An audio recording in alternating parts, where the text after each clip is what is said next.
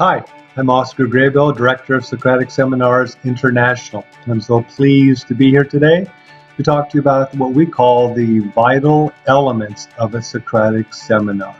And there are four of them. It starts with the text, then we have the question or questions that drive the Socratic seminar, and then we have the role, an important role of the leader in a Socratic seminar, the dual role of a leader.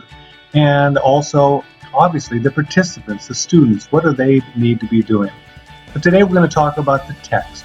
Why a text? It's important to have a text. Seminars are not about getting kids in a circle and saying, let's just hear your opinions and your experiences, because that's an unequal conversation. We want it to be a conversation of equity. So that's why it's important to have a text that everybody has access to. So what do we mean by a text?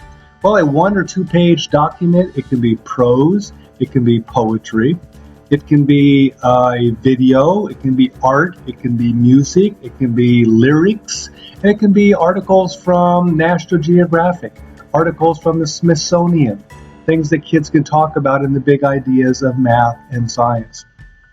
So what should one look for when they're trying to search for texts, either in your discipline, in your resources that you have, or elsewhere?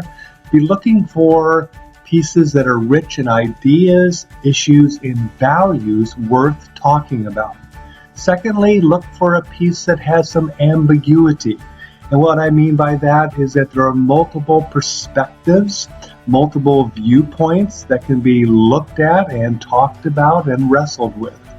And lastly, whether it's at elementary, middle school, or high school, be sure that the text is accessible to the kids or can be made accessible.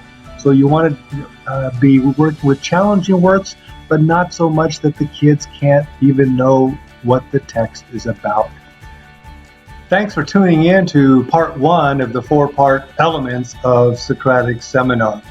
And please look forward to part 2, where I'll go over opening questions and follow-up questions that spark and inspire enriched student dialogue.